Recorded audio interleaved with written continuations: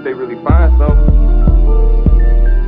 They say I'm a big dog, I make all my niggas better. I feel like I'm Chris Paul. I serve all the purest cocaine, don't need no fentanyl. He faking this persona for the bitches, call him Rick Ross. While I fuck on your bitch right by the door, I told her get lost. I see cash up in my sleep like Trader Visionary. I keep sticks up on my side, got more than the military. Got up in that pussy, leave it creamy, Ben and Jerry's. Take off like a jet, I'm feeling like I'm Jason Terry. These niggas hate it, but these bitches love the way I'm shining though. I might get 100 years if the police find a dope. Dreaming for my baby mama, cause I found a finer hoe. I done put my bitch. Welcome back. Play the music, man. We doing book the rental today.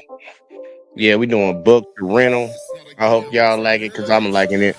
All right, now we up in here, y'all. We back again with another one, man. It's another episode of J Talk Sports on the JVJ Network, hosted by Let's Talk with JVJ, man. Y'all know what it is, man. We trying to get it right around here. Look, man, on your way in, as usual, I gotta ask the same thing that I ask every time.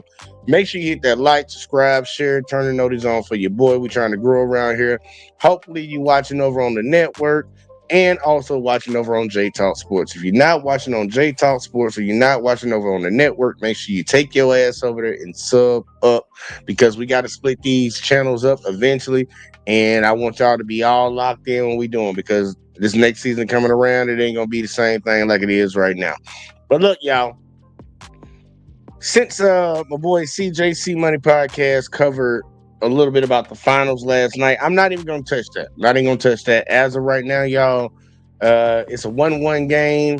Pacers got one. Thunder got one. They go into Indiana. And we'll see how that play out. Y'all already know what my prediction is. I got the Thunder in 6. So my prediction's still in play, but it could go left, it could go sideways real fast. Because Indiana did still went on the road, and that was the only job they needed to do, and they got game one. But tonight we're gonna actually have some conversations about things in the league that a lot of people actually don't know. When it comes to disrespecting some of the old heads, and when it comes to disrespecting some of the new cats that are in the league right now, man, that the NBA has been evolving for years, y'all. I think it's been around for like 50 plus years now. Not too long, but it's been around. And a lot of rules that were originally put in place are not the same rules that we have today. And a lot of that's because we had some extremely excellent players, some ungodly players coming into the league that caused rules to be changed. Some by their own force and will, and some by just a situation happened to them, and then they had a rule change because they didn't want to see that happen to another player. But we're gonna go over it a little bit tonight. We're gonna go over a little bit tonight and see what it's talking about. Before we even get started, I do want to give a shout out to B-Ball Explained. Shout out to the channel B-Ball Explained, because that's who is gonna be providing our content for us tonight that we're gonna be reacting to. But I'm gonna jump on into it. And like I always tell you, man, get your cigarettes, get your drink, get your weed, get whatever you need, because we about to get it popping. So if y'all ready, I'm ready. And we about to pause that book to rental because we got to let this boy cook over here. Let's get it. Wilt.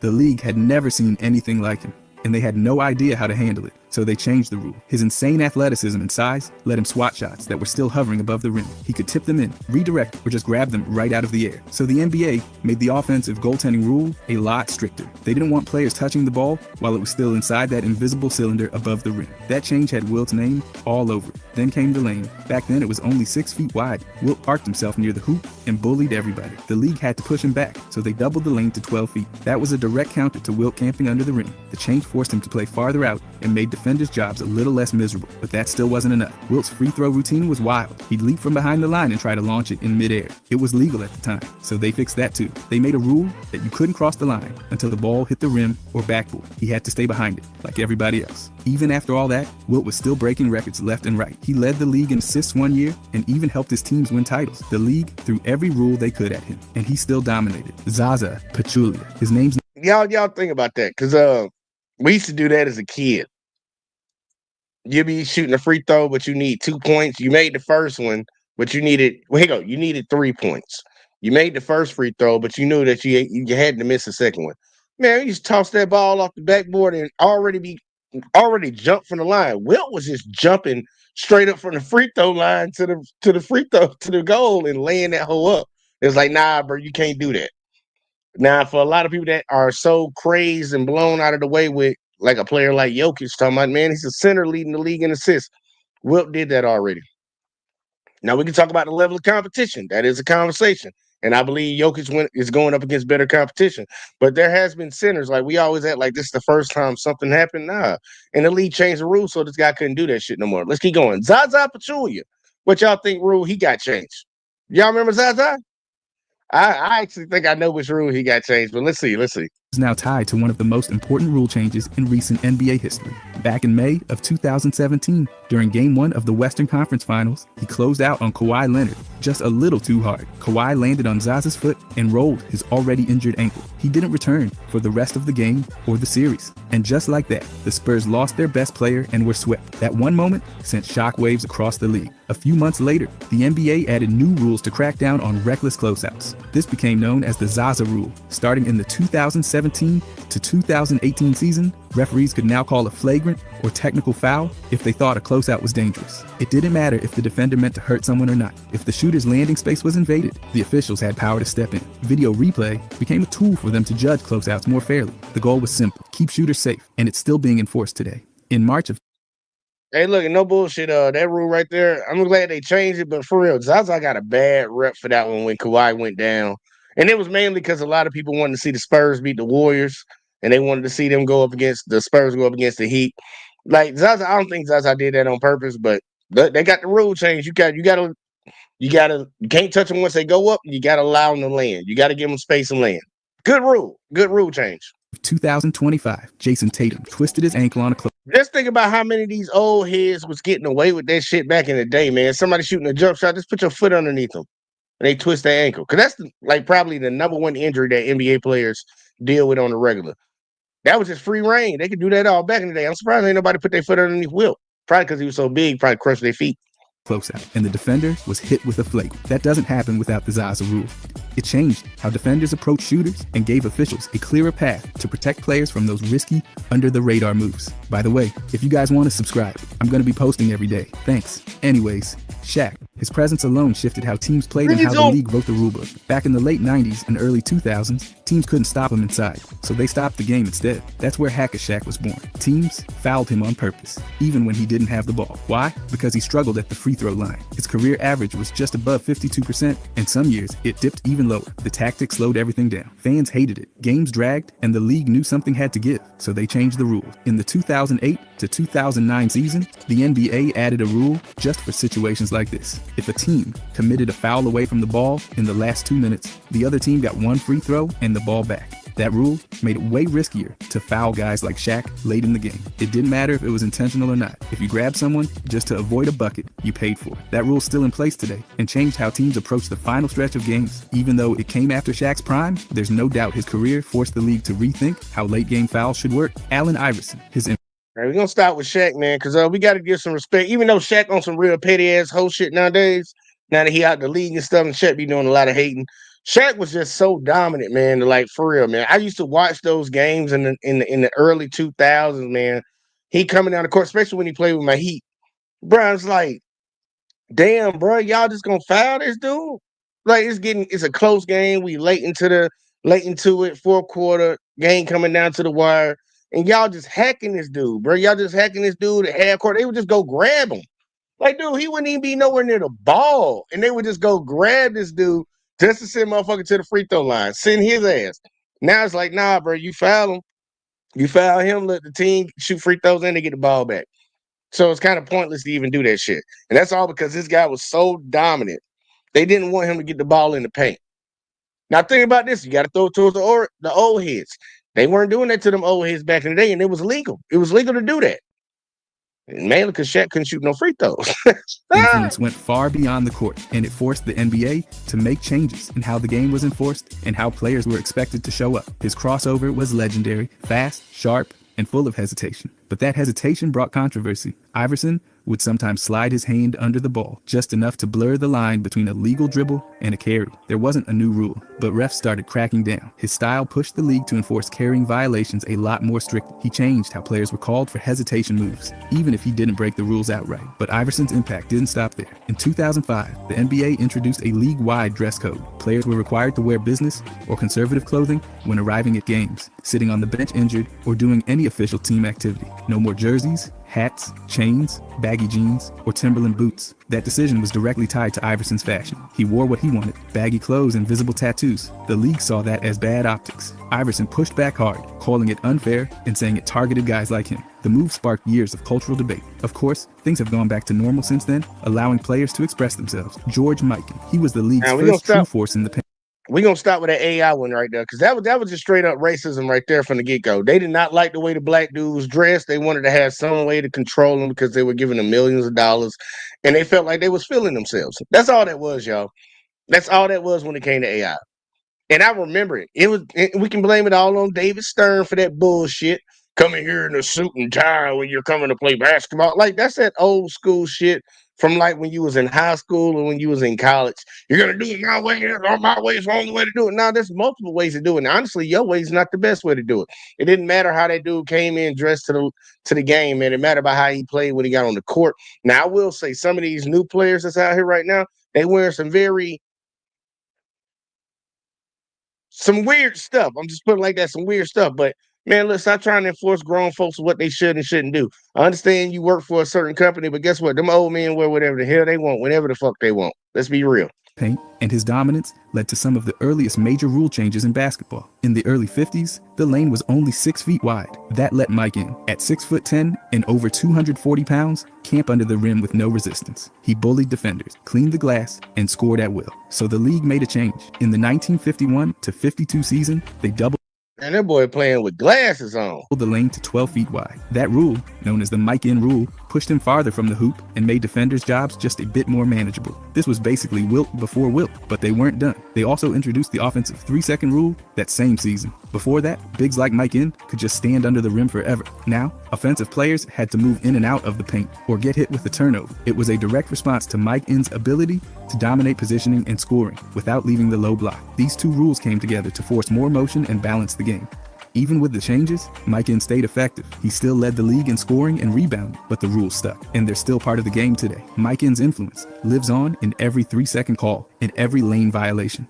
Charles Barkley. His back-to-the-basket game was so dominant and deliberate, it forced the league to step in. During the 90s, Barkley would use his strength to back defenders down endlessly, sometimes for 15 seconds straight, just bullying his way to the rim. It was effective, but it slowed everything down. So in 1999, the NBA introduced a rule to fix it. Now, if a player's dribbling with their back or side to the basket below the free throw line extended, they've only got 5 seconds to make a move. If they don't, it's a turnover. The count ends if they pick up their dribble, cross above the free throw line extended, or lose the ball. This wasn't just about speeding up the game, it was about keeping the flow alive. Barkley's post-ups, as iconic as they were, had turned into stalling tactics. The rule made players be more decisive with their moves and pushed the league toward quicker, more dynamic offense. Even though Barkley wasn't doing anything illegal at the time, his style shaped how the league redefined legal. That rule still exists today. It's a small timer in the background, but it makes sure no one turns post-play into a drawn-out wrestling match. Barkley made the NBA better, even if it meant changing how he played. Ted Stepien. And look, I gotta say this real quick, like in defense of Charles Barkley. I believe that's a dumbass rule. They did that personally to go at Charles. And Charles was a very likable person, but they did that because the fans started saying they're bored with the game because he could sit down and just back somebody down. But when you have to remember, this is during the age of the shot clock. There was a shot clock. So Charles took up the whole possession just backing somebody down. Who gives a fuck? Who gives a fuck? That was for the fans and some of the team like the team coaches and the owners didn't like that because they couldn't stop him. They couldn't stop him. He could just overpower somebody. Send a double team, buddy. But back during that time, it was illegal to send a double team. But look, man, just change the rules on the double team. You didn't have to change the rule on somebody having to make a move within 5 seconds because you already have a shot clock up. That ball got to go at the rim within 24 seconds. So if he want to spend 24 seconds just backing down, it's the same way if somebody wanted to sit at the top of the key and dribble fucking 23 seconds off the clock, then pass it at the last second. Like, that's on them. That's on them. I think that rule should have never changed, and they need to switch it back. This time, not a player, but an owner. His name's now tied to one of the most important safeguards in NBA history. When he took over the Cavaliers in 1980, he made a mess of everything. The team went 66 and 180 during his time. But what really did damage were the trades. Stepien gave away first-round picks in 5 straight years, 1982 through 86. He got back average players, while other teams landed stars like James Worthy, Sam Perkins, and Detlef Schrempf. The league was so alarmed that they stepped in and froze Cleveland's ability to make trades. After he sold the team, the NBA handed out extra picks just to undo the damage. Then came the rule. In the 1984 to 85 season, the NBA introduced the Ted Stepien rule. It said no team can trade away its first-round pick in back-to-back future drafts unless it gets another first-rounder in return. That way, no team can go 2 straight future drafts without one. The goal? This motherfucker was so incompetent at his job, the NBA had to step in and stop an owner. Like, dude, you know you're messing up. You're giving away your first-round draft picks for some players, and it's not panning out for you. They had to step in to stop this dummy from effing his own team up. But they won't never. A lot of people won't speak about that. Was to protect franchises from self-destruction. The rule's still in effect today, and it plays a role in how teams structure blockbuster trades. Pick swaps, protections, all of it goes through this filter. Stepien's legacy might be chaos, but the rule that bears his name. Yeah, that thing right above his head, right here, that say total idiot. Yeah, that's that guy right there. Made millions of dollars. Very influential in his city and in the United States of America. Straight dummy. Just because you got money don't mean you're smart. Helps keep the entire league in check. Kareem. This one was a college basketball rule. Back then, he was still Lou Alcindor, and nobody could stop it. At 7'2", he dunked everything. He dominated college basketball so thoroughly at UCLA that the NCAA actually banned dunking altogether in 1967. That ban stayed in place for nearly a decade. It didn't just come out of nowhere. Alcindor's ability to overpower defenders with easy dunks made the game look unfair, so the NCAA stepped in, and that rule became known as the Alcindor rule. It forced him to find a new way to score, and that's when he turned to the skyhook. That shot, launched high above defenders with one hand, became his trademark. And it wasn't just effective, it was nearly unstoppable. The ban took away his dunks, but it gave basketball one of its most iconic moves. But that rule didn't sit right with everyone. The ban came right after Texas Western's all-black, starting 5-beat, all-white Kentucky in the 1966 title game. And suddenly, the NCAA decided high-flying, powerful play was a problem. Many saw that as racially motivated. Kareem did too. He believed the rule was aimed at limiting the playing style of dominant black athletes. It wasn't just about gameplay, it was about control. The ban finally ended in 1976, just as dunking exploded in the NBA and the ABA merged. But the damage was already done. Kareem had changed the game without ever needing to throw it down. The skyhook became legendary, and the NCAA rulebook had to live with the fact that it tried to restrict greatness, but only made it evolve. That's Kareem's legacy, not just dominance, but adaptation. The NCAA tried to stop the dunk. Instead, it helped create a move that defined a legend. James Harden. And I want y'all to understand this because a lot of people, we lived during the time. I know this is a sports show and everything, but I still got to keep it real 100. That shows you the resilience of a lot of my melanated brothers and sisters in this country, because there have been a lot of rules that have been put in place to stop our excellence from being able to show. I want y'all to understand this, especially to the young kids, man. Keep going and reinvent anyways, because they're going to put roadblocks up. A lot of people put roadblocks up in front of you to stop you and hinder you. When they did it in front of him, what did he do? He adjusted and came up with a move that nobody couldn't stop. And ain't nobody been able to replicate that skyhook since. But we still can call out the bullshit.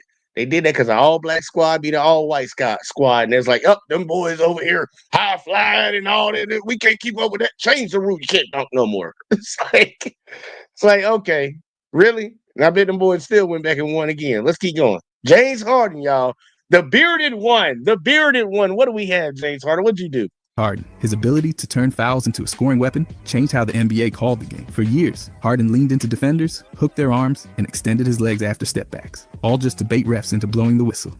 He led the league in free throw attempts for 7 straight seasons, even hitting nearly 12 attempts per game in 2018-19. But fans got frustrated, coaches got fed up, and the league had seen enough. Before the 2021-22 season, the NBA made a change. They didn't rewrite the rulebook. They redefined how refs enforced it. Referees were told not to reward non-basketball moves. No more fouls for jumping into defenders, hooking arms, or flailing legs. These tactics were called out directly in training videos, and Harden's own highlights were used to teach refs what not to call. The impact was instant. Harden's free throw attempts dropped by over 28% that season. The entire league saw fewer whistles and quicker games. Harden adjusted, relying more on passing and scoring versatility. But his days of living at the line were over. The move didn't just clean up the stat sheet. It changed how offensive players are allowed to create contact. Harden's foul drawing mastery triggered a whole new standard. Daryl Dawkins, the man.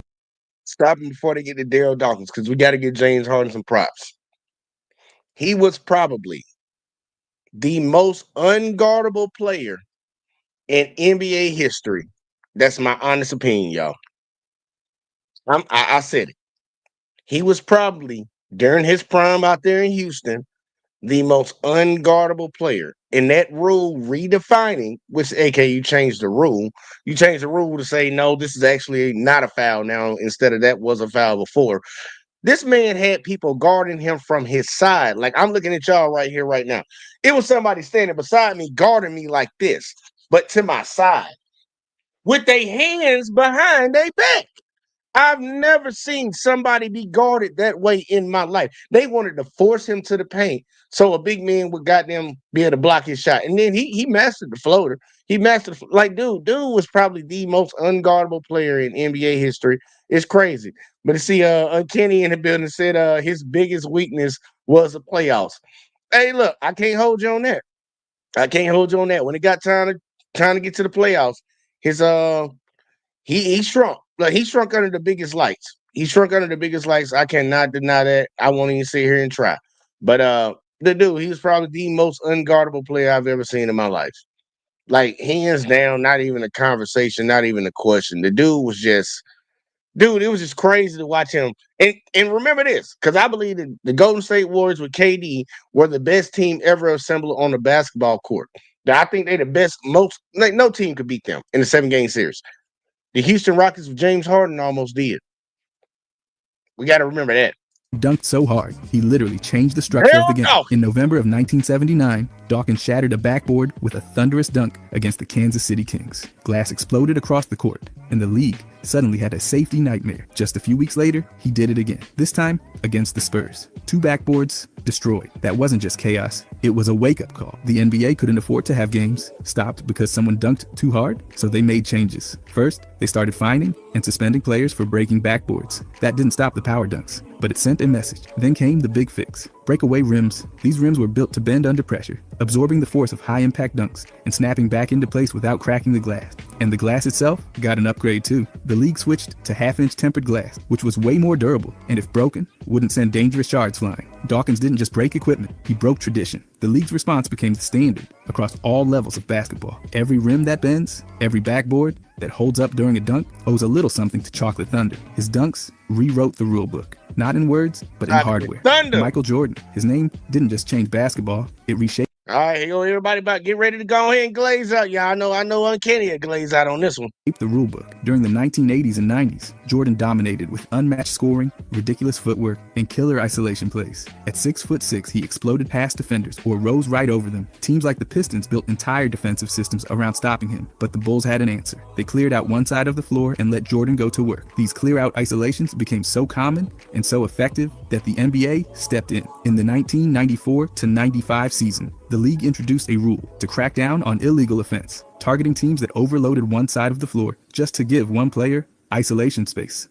That meant no more 4 players standing still, while Jordan cooked someone one-on-one. If it happened, refs could call a violation and turn the ball over. This forced teams, even the Bulls, to move toward more ball movement and actual offensive action. The triangle offense became even more valuable under this rule, and Jordan still thrived in it, averaging almost 30 points a game during that era. But the league wasn't done. Another rule shift began to take shape around the same time, focused on how players like Jordan were defended. Back then, defenders could put their hands on offensive players, on their hip, on their waist, and steer them. Jordan faced that physicality constantly, especially from the Knicks and Pistons. Despite it, he scored in every way imaginable, including 69 points against Cleveland in 1990. The NBA started to crack down on that too. Jordan didn't need the help, he was already unstoppable. But the changes made scoring cleaner and games faster. League-wide points per game jumped, assists rose, and isolation-heavy play started giving way to team movement and spacing. These rules directly shaped the league we see today. Larry Bird, his impact wasn't Before all the glazing come in, all that really did was make defenders actually play defense. Instead of just trying to out-physical somebody on the defensive end and just push them and constantly have your hand on them. Now, all props to MJ for fighting through that, but if you're faster than everybody and you're skilled enough, there was no problem. Remember what they said in the very beginning. They would put Jordan on one side and send everybody else to the other side of the court and let him go one-on-one because you couldn't double during that age. So he got a lot of easy points just beating one guy. They were just able to put hands on him. But, I ain't gonna knock it, man. Look, the man averaged 30 for a career, man. It take a motherfucker to do that.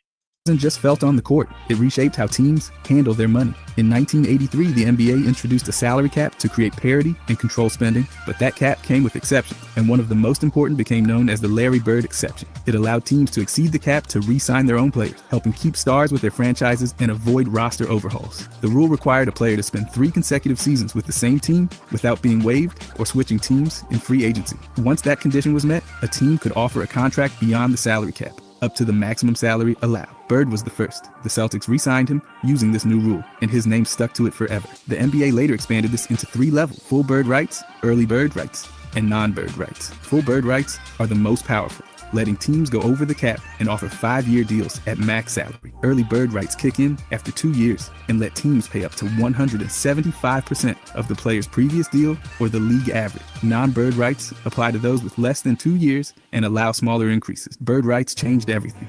Teams didn't have to choose between cap space and loyalty. It gave franchises the flexibility to keep core players while still pursuing free agents. During the 1998 lockout, this very rule was at the center of tense negotiation as owners looked to curb rising salary. Bird's legacy isn't just in his shooting, passing, or championships. It's in the blueprint teams still used to build winners. His name lives on every time a franchise uses bird rights to keep a star in town. Kevin Durant. Hey, look, now, for a lot of people that give LeBron hate for the player mobility, The player mobility was already there, but a lot of players stayed. A lot of players stayed because of that rule right there.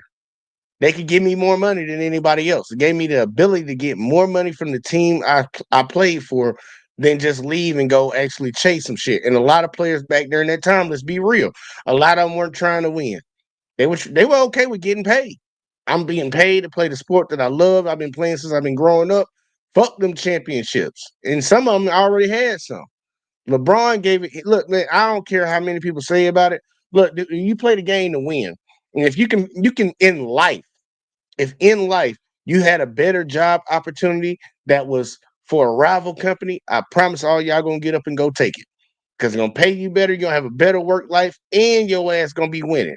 You're gonna leave. But for one player to go do it and everybody try to criticize it, I think it's kind of funny. It's the same thing they said about KD. I'm like, look, dude, go do your thing, man.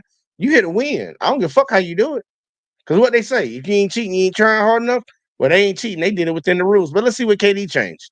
His smooth scoring and creative footwork weren't just tough to guard. They made the NBA rewrite the rules. One move in particular, the rip-through, became Durant's signature tool to draw fouls. Standing 6'10" with a massive wingspan, Durant would face up from the wing, get into triple threat position, and if a defender reached in, he'd swing his arms through theirs and draw contact. The refs used to call that a shooting foul, sending Durant to the line every time. He led the league in free throw attempts in 2 straight seasons, with nearly 8 per game in 2010-11, but fans hated it. Coaches were furious. Even disciplined defenders couldn't avoid it. So, the NBA stepped in. Right before the 2011-12 season, the league reclassified rip-through fouls as non-shooting fouls. Unless Durant was clearly in a legit shooting motion, like fully raising the ball to release a jumper, it was just a common foul. That meant no more automatic trips to the line. Now the team would inbound the ball unless they were in the bonus. Refs got video training featuring Durant himself swinging his arms through defenders' hands to sell the foul. From that point on, those examples became textbook violations of what the league started calling a non-basketball move. Durant adjusted. His scoring stayed elite,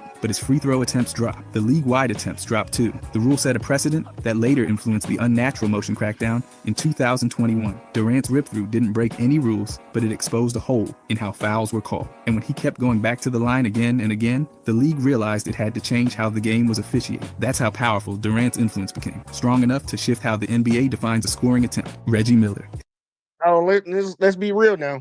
And this is one thing that I want people to truly understand. I got to go back to my black thing. Black folks are very innovative, very innovative. Because they saying they changed the rule so KD couldn't swipe through. They changed the rule for James Harden with baiting defenders in the fouls. Y'all know they've been having a conversation all year long about Shea. They say he foul hunting. He's foul hunting. They're gonna constantly keep elevating the game. You make a rule, somebody's gonna figure out a way to take advantage of that rule. To the letter of the law. Just understand that. Just understand that. These dudes are very innovative, man. But let's see what Reggie changed. His leg kick wasn't just a quirk. It changed NBA officiating forever. Known for his cold-blooded shooting and clutch threes, with the Indiana Pacers, Miller used every inch of his body to gain an edge. One of his most controversial tactics was extending his leg during a jump shot to draw contact from defenders. It often led to shooting fouls, and occasionally 4-point plays. The move was legal at the time, but it frustrated defenders and coaches alike. The defender would jump straight up to contest. Poke that leg out. And suddenly, Reggie's leg would be in their space. The NBA had seen enough. By the 2012 season, they introduced the Reggie Miller rule to stop shooters from initiating contact by unnaturally kicking out their legs. Under this rule, if an offensive player kicks their leg to create contact, it's an offensive foul, not a trip to the free throw line. Referees were trained to look for the unnatural leg extension and determine whether the contact was created by the shooter. This wasn't just about Miller. Players like D. Wade and Manu were using similar tactics, drawing fouls on legitimate contests. The league wanted to encourage fair defense and eliminate cheap fouls that slowed the game and rewarded flopping. They even expanded post-game review policies to identify exaggerated contact and penalize it. Rasheed Wallace. And y'all notice that they didn't really call that a lot on Dirk Nowitzki when he was playing the league. 'Cause Dirk always kicked his foot out. That boy kicked his foot out every time he shot. And I'm not even gonna lie. Now that I'm sitting here hearing that, I'll think back that Reggie Miller used to be one of my players that I actually liked because he could shoot really good. And that was one thing I always wanted to be able to do. I wanted to be able to shoot good. You can make any team being able to shoot and play defense. You can shoot and play defense, you can be on the team. And that's all the way back in the 90s, the early 2000s, all that. Every team I've ever made, I've been able to get on there. Like my first teams was mainly off of defense and being able to shoot. And then after that, I started doing my own thing. But now that I think about it, I used to kick my leg out a lot. In a lot of shots you take, like even the Kobe Jordan fadeaway on the baseline that I know we all done try to do every now and then. We kick our leg out. Like we kick our leg out. You try to shoot it like Mike. Your leg be kind of going off to the side a little bit. Like you kick your leg out. Look, I don't know if that was an unnatural motion, but man, if Reggie was using it to get over on him, hey man, shout out to Reggie, man. Hey, it wasn't illegal until they made it illegal. Let's keep going. Now, what did Rasheed change? I bet Rasheed shit is like not fighting somebody on the court. Let's see what he got. Rasheed Wallace didn't just play basketball, he argued with it. His battles weren't just with opponents, but with referees, night after night, and the numbers don't even try to lie about it. Wallace racked up the most technical fouls in league history at the time he retired, including a wild 41 in a single season. That kind of noise didn't just get fans talking, it got the league's attention too. Back in the early 2000s, Wallace was lighting up the scoreboard and the referees at the same time, dropping 14 points and grabbing 6 rebounds per game, while also getting tossed from 7 games in one season. Hold on, man. We ain't gonna sit here and say the man was lighting it up, scoring 14 points, bro. That's not lighting it up, man. I don't know why he said that. Hold on, I'm gonna let him say it again. He said lighting it up. About it, Wallace racked up the most technical fouls in league history at the time he retired, including a wild 41 in a single season. That kind of noise didn't just get fans talking, it got the league's attention too. Back in the early 2000s, Wallace was lighting up the scoreboard and the referees at the same time, dropping 14 points and grabbing 6 rebounds. 14 and 6, lighting it up. Y'all, look at the level of basketball. Look, Rasheed was a decent player, man. He was a decent player. But lighting it up, I think that's a little stretch, bro. Hey, B-Ball, what's the name tell again? B-Ball, explain. Hey, man, look, we can't say lighting it up with 14 points, bro. We can't say lighting it up with 14 points. And the 6 rebounds is good, too. But he that tall. He should be getting 10 or 12. Let's be honest. But now, lighting it up, that ain't it, man. I'm sorry. Per game, while also getting tossed from 7 games in one season. The league finally had enough. Before the 2005 season, there really wasn't a consistent punishment for players stacking technicals. You'd get fined, sure, but Wallace proved that fines weren't stopping anybody, so the NBA dropped the hammer. Starting in 2005, the rules changed. If a player hit 16 technical fouls in the regular season, they got a 1-game suspension. Then for every 2 more, after that, another suspension followed. Playoffs, that number dropped to 7, with the same 2-foul pattern afterward. Fines stacked too, starting at $2,000 and climbing. The shift was major. Wallace had 17 technicals that year, and sat out 1 game because of it. Compared to his earlier seasons, that was practically tame. League-wide, technicals dropped too. Wallace's name came up constantly during the rollout of the rule. He was mentioned in training sessions, in league memos, even in press conferences. Referees and league officials admitted his antics forced the change. It wasn't just him though. The rule worked. It's still used today. And yes, Wallace still yelled, but he knew the consequences were real now. His legacy, besides the points and rebounds, he became the poster guy for when too much talk finally led to a rulebook rewrite. Trent Tucker. Now, think about that, y'all. They were fining his ass $35,000 a game. A lot of people be like, man, that'll make me stop. That'll make me stop yelling at the ref every time I do it, $35,000. Y'all got to think about how much them players was making. They game checks just per game. Rasheed was probably making a cool, they play 82 games. He was probably making around like a nice couple 100,000, if not 100, at the bare minimum, 100,000 or 80,000 a game. So y'all finding him that like obviously that wasn't enough deterrence for him. So then they started cutting, like, yeah, you're gonna lose a game. And the main reason it changed because a lot of people be like, well, he just missed the game. He can't play in the game. He missed a game check. You don't get paid for that game. You get suspended. These NBA teams ain't gotta pay you. They ain't gotta pay you for the game you ain't playing or the game you sat on the bench. If you got suspended from the league, we ain't gotta pay you. So that's a lot more money. And y'all see that Rasheed got that shit down to 17. He still was out there bitching though. He was still out there bitching though. This guy managed to trigger a rule change with just 1/10 of a second on the clock. On January 15th, 1990, the Knicks were down by 1 to the Bulls with almost no time left. Tucker caught an inbounds pass and hit a 3 to win it. But here's the problem. There were only 0.1 seconds showing on the clock when the play started. The Bulls were livid. Michael Jordan and Coach Hey, I'm actually pause for a second because we got Sir Uncanny in the building, and I gotta rewind this guy's shit because I forgot what the hell they just said he did. But nah, Uncanny, what's the word, Thunderbird? I just want to come up here for 4 minutes. I got until 9:15. I just want to say a quick little thing, and I go. Number 1, James Harden. I know you like him. I don't know why you think he's in the top 5 of shooting guard. That dude sucks. And his move, his little signature move was a travel, You straight would travel.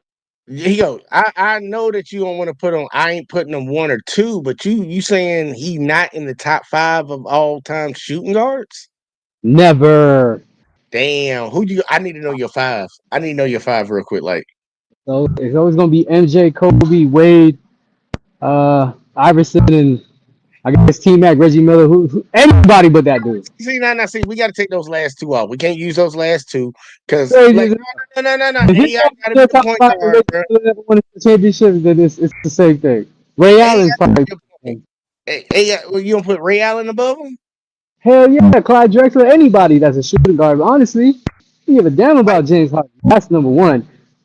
The second thing, the second thing I want to say is the other day when y'all was talking about Kobe and he's not in the top 5 or top 10 of most people, I understand. That's what's up. But we not gonna pretend like SGA ain't out here influenced by him. oh no, look, Kobe had a lot of influence over a lot of the players. Think about it. It's the same thing when people say Devin about Booker, Michael Jordan. I'm just Devin saying though, Booker, like that's how Michael Jordan, he influenced a lot of players.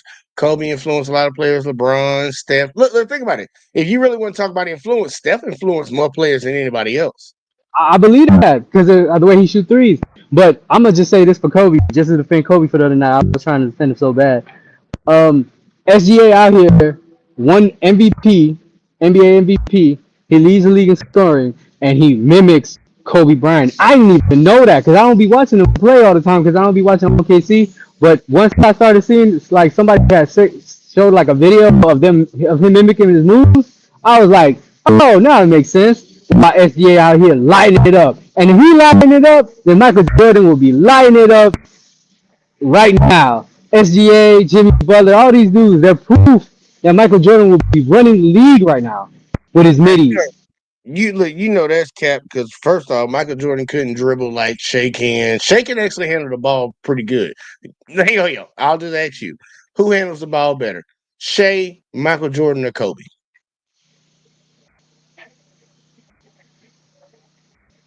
I would say SGA, but I would say who has the best. I just got a series of questions. I got two Who more. has the best footwork is Kobe. I got 2 more questions. I got 2 more questions. All right. Who shoots a better percentage? SGA, Kobe, or MJ? I don't know, but I know it ain't Kobe because he missed a lot of shots. I would probably say Michael Jordan. Okay. So you picking Mike. You Yep. would be surprised. You would be highly surprised. But last question. Last question. Who did Kobe model his game after? Michael. That's why I said if SGA So modeling his game after Kobe, then Michael Jordan will be dominating the league right now. I'm telling that, you, that's not a Kobe. good comparison. You know, if Michael Jordan was born during this era, I don't see. I just can't think that. I can't think that because Michael Jordan was more athletic than the players during his time. And he would probably be more athletic than the players during this time. No, he would fit. He would just fit in. Bullshit. But It's like that's all I gotta say. look. It'd be like Zion. Remember when Zion was in high school? Yeah, I remember when Zion. He You was mean supposed to be like, like he was just dominating these folk, man. It was like a grown man on the court. It's kind of like when LeBron was in high school. It's just a grown man on the court, but then they get to the league and they start to face challenges because there's other people out here that can do that same shit. So it's like you taking this man out of the era where he dominated a lot, but you put him in the league where now the players are actually as athletic, if not even more athletic than him. I don't think Jordan would average 30 if he played in this era. Jimmy Butler proved me wrong, boy. Because remember when Jimmy Butler was doing miracles in Miami? That's Jordan like. What it get him? What it get him though? It got him to the finals. Yeah, but the key word you said, Jordan like, not Jordan esque, because he didn't win. But I'm saying if Jordan would have played in this league the way he plays and what Jimmy Butler did, Jordan does that on a daily night. Like he was dominant. Yeah, but it would have showed it wouldn't have been enough. He would have dominated. And that's all I gotta say. Shout out to Jordan, shout out to Kobe, shout out to Wade, even though I found out he had a rule change. That's crazy. James Harden, You will always forever be a loser. I don't understand why. You're one of the most talented people I know, except for that little step back three that Curry did and got called a travel on, but he does it almost every night until they had to change the rules on that. James Harden, you are the sorriest player ever, and Kobe used to whoop your ass Damn, you said ever? ever. You're not a superstar. You really do not like James Harden. I really don't like LeBron, but I don't want to say his name because LeBron's not on the list because he will never have a rule change. What are they gonna rule change on him? Flopping? You sure he ain't on the list? He's probably on the list for flopping. He a flopper. What? This boy funny, man. But anyway, that came up. Just to say what's up. Jay, how's the subscriber count going? We should hit that 100K by the end of next week at the earliest. Well, at the latest. There you go. There you go. Congratulations, my friend. No, we ain't got that yet. No, we ain't jinxing shit around here. Oh, okay. You think it's gonna stop at like 99,000? That would be fucked up, wouldn't it? I mean, like, 99999. It's like, God damn, can I get one? Can I? I hope not.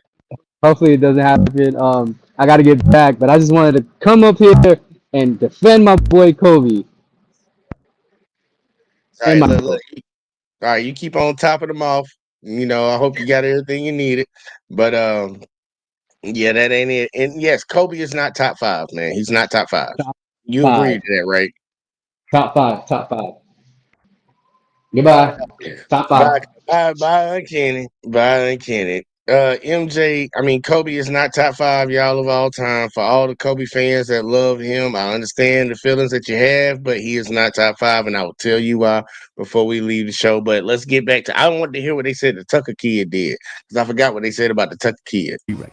Trent Tucker. This guy managed to trigger a rule change with just 1/10 of a second on the clock. On January 15, 1990, the Knicks were down by 1 to the Bulls with almost no time left. Tucker caught an inbounds pass and hit a 3 to win it. But here's the problem. There were only 0.1 seconds showing on the clock when the play started. The Bulls were livid. Michael Jordan and Coach Phil Jackson said there's no way a human could catch and shoot that fast. And honestly, they had a point. Back then, the rules didn't say how much time was actually needed for a catch and shoot. The refs let the shot stand, but the controversy exploded. Media jumped on it. Radio shows argued over it. The league started investigating, and it turned out the Bulls' frustration had science on their side. Experts looked at the mechanics and concluded a catch. Look at this shit, man. You got scientists and fans all getting in here to help the Bulls out because they lost one fucking game. This dude hit a crazy ass shot, y'all. Look at that shot he hit, y'all. Look at the shot he hit. January 15th, 1990. The Knicks were down by 1 to the Bulls with almost no time left. Tucker caught an inbounds pass and hit. Look at this shit. He about to come around the perimeter over here, y'all. He about to come around the perimeter and he gonna shoot that hole right around here. Watch this shit. Matter of fact, let me slow it down some. This is crazy. This dude hit this shot and these motherfuckers out here trying to get a rule change. How often do you think somebody gonna hit a shot like this? Hit a 3 to win it. But here's the problem. He caught that hole and flung that hole. Look, y'all, he caught that hole and flung it. Were down by 1 to the Bulls with almost no 3 to win it. But here's the problem. There were only 0.1 seconds. Bruh, that's like, man, come on now, bro. Y'all got the rule changed because of that? Because of that? That's crazy. Here, he hit that shot. Now, what all happened? Showing on the clock when the play started. The Bulls were livid. Michael Jordan and Coach Phil Jackson said there's no way a human could catch and shoot that fast. And honestly, they had a point. Back then, the rules didn't say how much time was actually needed for a catch and shoot. The refs let the shot stand, but the controversy exploded. Media jumped on it. Radio shows argued over it. The league started investigating, and it turned out the Bulls' frustration had science on their side. Experts looked at the mechanics and concluded a catch and shoot play needs at least 0.3 seconds. Anything less, you're only getting off a tip or a tap, not a full catch and fire. So in the 1990 to 91 season, the league made it official. The NBA dropped the Trent Tucker rule into the book. If there's 0.2 seconds or less on the clock, only a tip in or a tap counts. To catch and shoot, you need at least 0.3 seconds. The rule applies at the end of every quarter and overtime, even though replay tech didn't come along until later. This rule gave refs a clear cutoff. Tucker's moment got immortalized not for the shot itself, but for changing how late-game situations are handled forever. It didn't derail his career. He still averaged over 8 points the next year, but his name's now forever tied to buzzer beaters. And ever since, coaches have had to plan their end-of-game plays with this rule in mind. It's still used, still enforced, and still saving fans from watching impossible shots turn into bad win. D. Wade. I see, that's crazy, man. I don't think they should change that because the sad part is they say it only takes, it takes at the bare minimum point, what do you say, 0.3 seconds for a person to catch a ball and shoot it. How can you make a rule like that? How can you make a rule like that? Honestly, how can you make a rule like that? Because humans evolve over time. You don't think Steph can catch and shoot within less than at the bare minimum, legally, 0.2 seconds? There are players that can shoot the ball fast like that. Catch shoot. Get it out your hand. Like, you changed the rule because one man beat Michael Jordan one night on something that y'all said was impossible. Well, they said that a human being couldn't dunk from the free throw line too. And we done seen a lot of people doing that shit. I watched a dude in college, Mr. White. I ain't gonna say his whole name. Y'all go look it up. But Mr. White windmill from the free throw line. And he like a 6'7" dude, 6'8" dude. Y'all go look him up. That motherfucker with every dunk he did was from the free throw line. Every dunk this dude did, y'all, was from the free throw line. Go look him up. All y'all get is the key. It's in college, and the guy's last name was White. Go look it up. Y'all see what I'm talking about. But let's see what my boy D. Wade changed up. He ain't really my boy like he used to be. But in high school coming up, he was my favorite player. He ain't no moto. But either, what we got, Wade? He turned drawing fouls into a science experiment, and defenders were his test subject. Wade's pump fake became the stuff of nightmares. He'd flash it, wait for a defender to bite, then launch himself into their space, like he was diving into a swimming pool full of free throws. The refs blew the whistle, Wade went to the line, and fans of the other team screamed into the void. But it worked. He led the league in free throws multiple times, including nearly 11 a game in 2006 to 2007. Wade's move was simple but lethal. Fake the shot, watch the defender jump, then jump into them like he was finishing a trust fall. He'd sell the contact with just enough head snap or shoulder lean to make it look like he got rocked. It drove coaches crazy. Stan Van Gundy once said, trying to guard him without fouling felt impossible. And while it made for smart offense, it also slowed the game down and turned every contested shot into a ref show. Fast forward to 2021, and the NBA finally hit the brakes on this stuff. Starting in the 2021 to 2022 season, the league rolled out new guidelines. No more rewarding unnatural moves if a player jumps sideways or into a defender after a pump fake just to get contact. No shooting foul. Just keep playing. The refs were told to focus on real scoring moves, not clever tricks. Wade had already retired, but his blueprint was one of the reasons this rule showed up. Referee training even used his old footage to show what not to call. It affected the new wave of foul hunters, with free throws dropping across the league. Harden, Young, even Luka saw fewer trips to the line. The rule's still around, keeping games faster and cleaner. Wade's career might have looked different under it, but his legacy still lives in every pump fake that no longer draws a whistle. LaMarcus Aldridge. Yeah, think about that, man, because I think that's a dumb rule that shouldn't have changed either. Like, what was one of them biggest quotes that Michael Jordan had that everybody like, you reach, I teach. Kobe used to say that same shit too. You reach, I teach. So you reach in here, I'm gonna get you called for a foul. Come here. Got you. I pump fake you, you jump in the air. Look, that's on you. You gotta be disciplined as a basketball player. And if somebody doing this with the ball, why don't you smack down on the ball instead of jumping every time? Like, come on, man. Come on now. Don't change the rule because people don't want to be disciplined on the defensive end. That's what I'm saying. Like, look, I think Jordan would have got more points off or close to the same amount of points he got, but he also would have had to deal with the same thing on the defensive side. A lot of those defensive player of the years and all that shit, a lot of that shit would have went away, bro. All those little tricks of the trade that you benefited off of on the offensive side, they would have been used against you on the defensive side. A lot of people need to understand that, man, because you get expended on both sides of the court. Basketball players play both ways. They play both ways. Just like soccer players and hockey players. You play both ways. Non-stop. The game's just going, bro. And you gonna get a little tired out here, man. Look, I don't think they should change the pump. Like, jumping into the player, like, look, stay on your feet then. But obviously change the thing. I don't like the rule change. I don't like it. But let's see what LaMarcus Aldridge got for us. Because I want to know what rule did he get changed? Aldridge. One blown call turned him into a rules pioneer. Back in February 2012, Portland was clinging to a lead against Oklahoma City when Kevin Durant went up for a shot. Aldridge made what looked like a clean block, but the ref called goaltending. The game was tied, went to overtime. and Portland lost. Later, the league admitted the call was wrong. Aldridge got the block before the ball hit the backboard, but that didn't matter in the moment. The call stood, and the game flipped. The fallout was brutal. That loss kicked off a collapse. Portland went from 14-10 to a downward spiral that cost them the season, their coach, and their core roster. Fans were furious, and the media pounced on it. But the worst part, referees couldn't review goaltending calls. No matter how bad the miss was, no replay could fix it. The league knew that had to change. So, in the 2012-13 season, the NBA rolled out what fans started calling the LaMarcus Aldridge rule. Now, in the final 2 minutes of the fourth quarter, or in overtime, referees can use instant replay to check if a goaltending or basket interference call was right. Did the ball hit the backboard first? Was it still on the way up? Did the defender touch it clean? These are now reviewable questions. If the replay shows the call was wrong, it's overturned. If it's correct, it stands. This rule's been used in key moments since, and while goaltending reviews are rare, they matter. The point was never to challenge every call, just the ones that decide games. Aldridge kept doing his thing, averaging over 20 points that next season, but his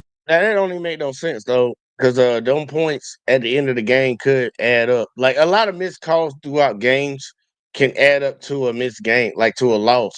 So I'm like, I don't know why they said that. Like I understand the most important time in the game is the last 2 minutes, but you can make a bad call at the 3-minute mark that could cost them a game. You lose by 1 point because you messed up the call. But I get the rule. I get the rule. I ain't got a problem with it. His block lives on in the rulebook. Every time a goaltending call gets reviewed at the end of a game, it traces back to that one night in Portland. And now, refs can finally get it right when it matters most. Derrick Rose. At 22, he didn't just win MVP, he blew the lid off the rookie contract system. Rose put up 25 points and nearly 8 assists a game in the 2010-11 season, leading the Bulls to 62 wins in the Eastern Conference Finals. He became the youngest MVP ever, but here's the kicker. He did all that while making just $5.5 million.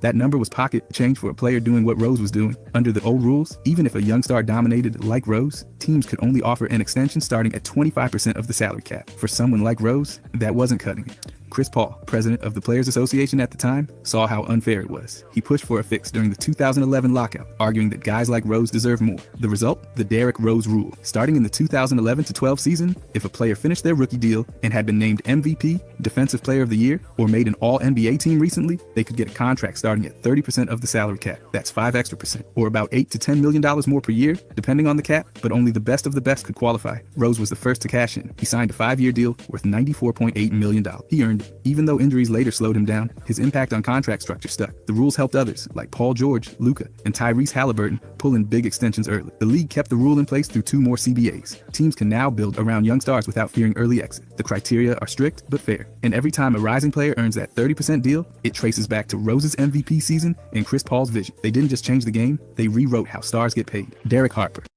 Hey, look, and I like that rule right there. That seemed a little bit more fair right there. Like you over. And think about how many players that didn't actually get the chance to take advantage of that. Because, before, players didn't talk and didn't run their mouth. They just went to work and did whatever. Let the owners just keep all this money. Because, we got a society where there's a lot of people that want to let rich people just keep staying rich and it's to their detriment. Nah, the dude was performing at the highest level in the industry that he was playing in. Performing at the highest level. And he couldn't get paid like the highest performing people in the league because he was coming off a rookie contract. That's bullshit. And it saved the team's money. I'm glad that rule got changed. That's one that actually need to get changed. I'm always going to be a player guy. I'm going to be a player guy. Just like with the players in college being able to get paid. I'm all for it. Coaches getting paid, athletic directors getting paid, school bringing in millions of dollars. Honestly, it's about to get to billions now with the new TV deal. So I'm all for it, man. Let them boys get paid. But let's see what Harper got.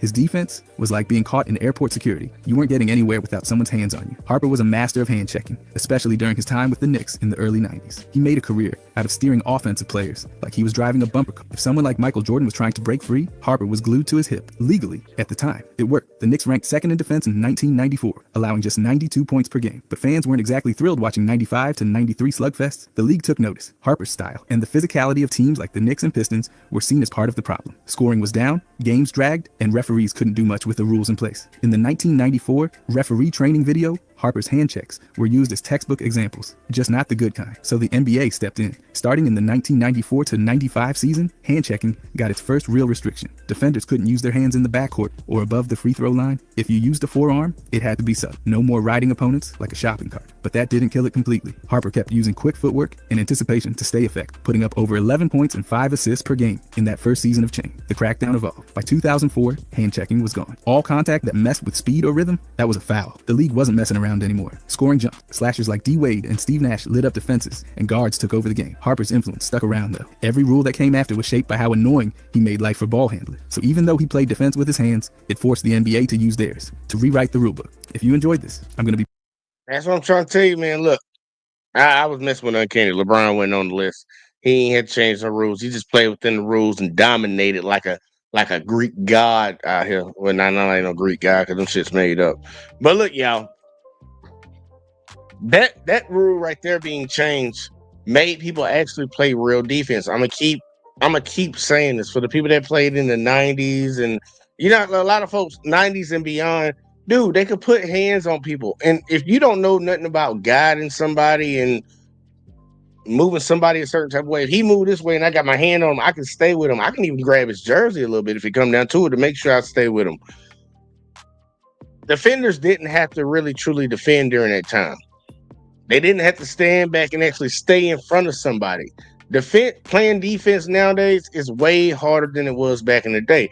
Now, would you say scoring is a lot harder then? A lot of people can say that, but guess what?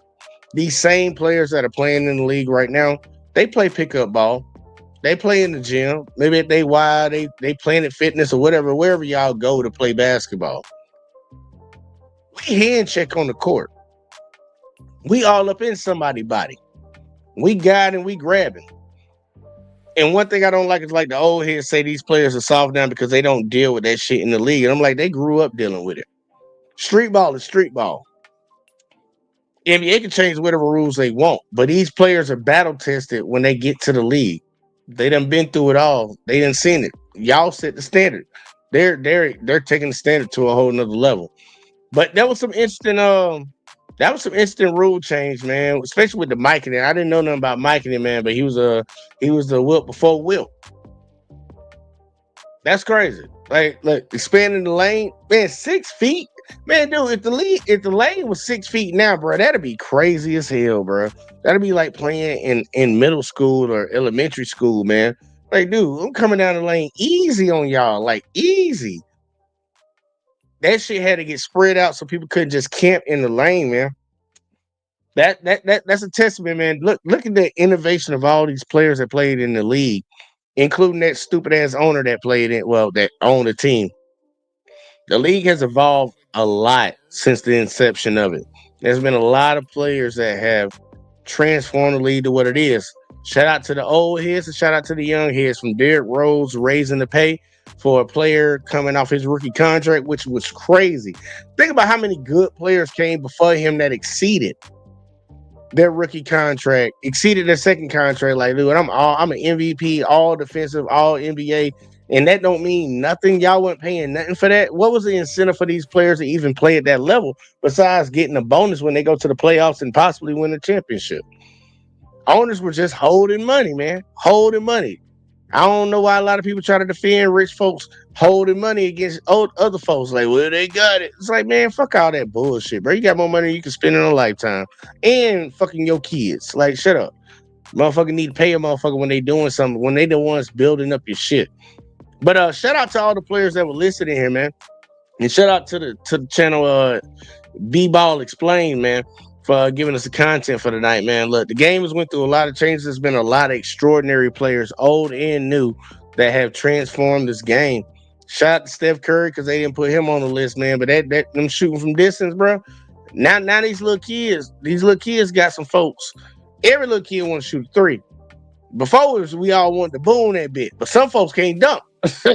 Some folks can't poke that hole. Some people can't poke that hole. So look, man, shooting for 3, we all can do that. Just be good at it and you can be the best at it. And to Uncanny's point, I gotta say this before we get up out of here. To Uncanny's point, man. Look, I understand you don't like James Harden. But James Harden is a top 5 shooting guard of all time. It's just the case. You got to live with it. Hate it or love it. The underdog's on top.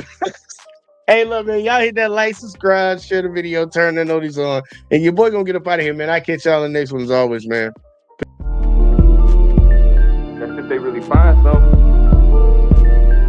They say I'm a big dog, I make all my niggas better. I feel like I'm Chris Paul. I serve all the purest cocaine, don't need no fentanyl. He faking this persona for the bitches, call him Rick Ross. While I fuck on your bitch right by the door, I told her get lost. I see cash up in my sleep like Trader Visionary. I keep sticks up on my side, got more than the military. Got up in that pussy, leave it creamy, Ben and Jerry's. Take off like a jet, I'm feeling like I'm Jason Terry. These niggas hate it, but